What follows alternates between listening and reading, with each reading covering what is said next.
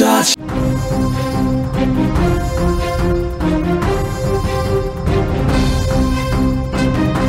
ఈ breaking news చూసే ముందు ఒక బిగ్ అప్డేట్ మీకు తెలియజేస్తున్నా. హైదరాబాద్ మొత్తంలో ఉన్న బెస్ట్ ప్రాపర్టీస్ అన్నింటినీ ఒకే వేదిక మీదకి తీసుకొస్తుంది సుమన్ టీవీ. అక్టోబర్ 18, 19వ తేదీన హెచ్ఐసిసి నోవాటెల్లో జరిగే సుమన్ టీవీ ప్రాపర్టీ ఎక్స్పోలో best flats, villas, open plots, Deepavali offers and డిస్కౌంట్స్తో అందుబాటులో ఉంటాయి. మీరు విజిట్ చేసి ప్రతి గంటకి ఒక గోల్డ్ కాయిన్ కూడా గెలుచుకునే అవకాశం ఉంది. ఫ్యామిలీతో రండి, మీ డ్రీమ్ ప్రాపర్టీని సొంతం చేసుకోండి. ఇక ఇప్పుడు అసలు బ్రేకింగ్ న్యూస్లోకి వెళ్తే కనుక, బ్రేకింగ్ న్యూస్ మీకు తెలియజేస్తున్నా. ఇటీవల కాలంలో ఆస్తి తగాదాలు బంధాలని తెంచేస్తూ ఉన్నాయి. కట్టుకున్న వాళ్ళని, కన్న వాళ్ళని, సొంత బంధువులను కూడా కడదేరుస్తున్నారు. భూమి విషయంలో మొన్నటి వరకు కోర్టుల చుట్టూ తిరిగినటువంటి కేసులు ఇప్పుడు ఏకంగా ప్రాణాలు తీసే వరకు వస్తున్నాయి.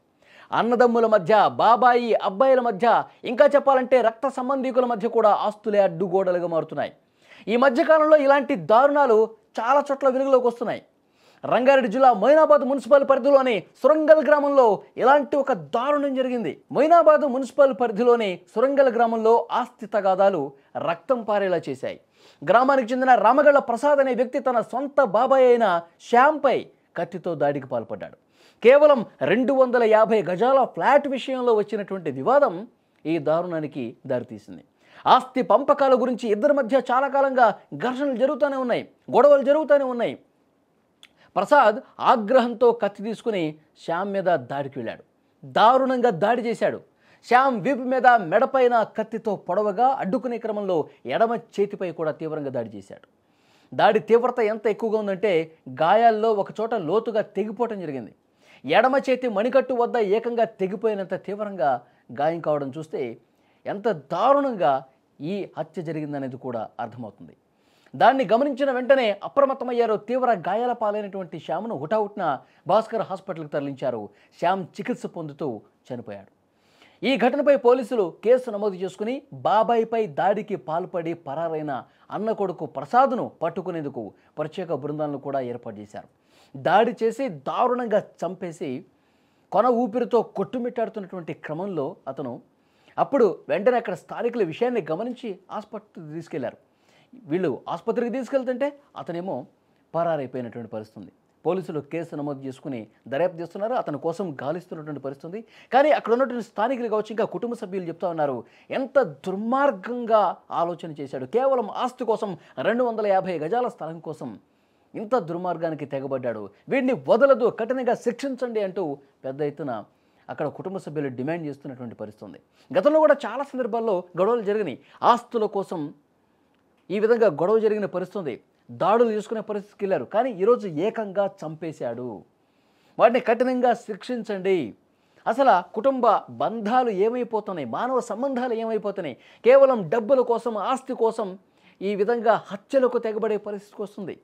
గతంలో మానవ సంబంధాలు ఎంత గొప్పగా ఉండేవి, ఉమ్మడి కుటుంబాలు ఎంత గొప్పగా జీవించేవి. కానీ కనీసం అలాంటి స్పృహ లేకుండా సొంత బంధువుల్ని, బాబాయిల్ని చంపేస్తున్నటువంటి పరిస్థితి ఉంది. అంటే ఇప్పుడు బాబాయిని చంపేశాడు, పోలీసులు అతన్ని పట్టుకుంటారు, అరెస్ట్ చేస్తారు, జైలుకి వెళ్తాడు. అంటే అతని జీవితం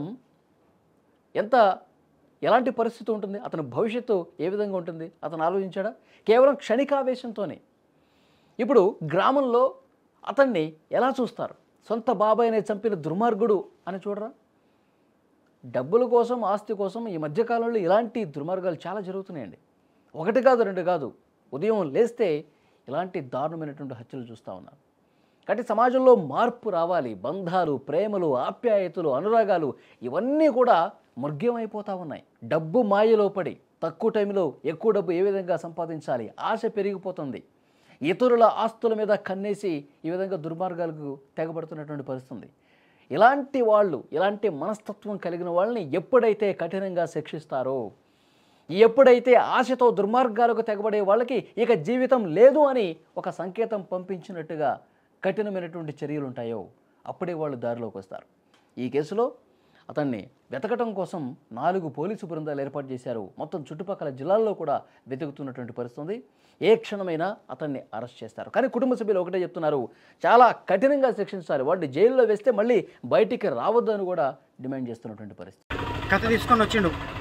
వచ్చి నీ కత్తితో ఏం మాట్లాడుతున్నావు, నువ్వు కత్తి కత్తి పడేసినాక ఏమైనా ఉంటే రేపు ఆధారం రేపు మాట్లాడుకోండి, ఎందుకు కొట్లాడ అవసరం మీకు అని చెప్పి శ్యాముని బెదిరించిన, వాని బెదిరించిన. శ్యాము వెనకకి మళ్ళీ వస్తుండు.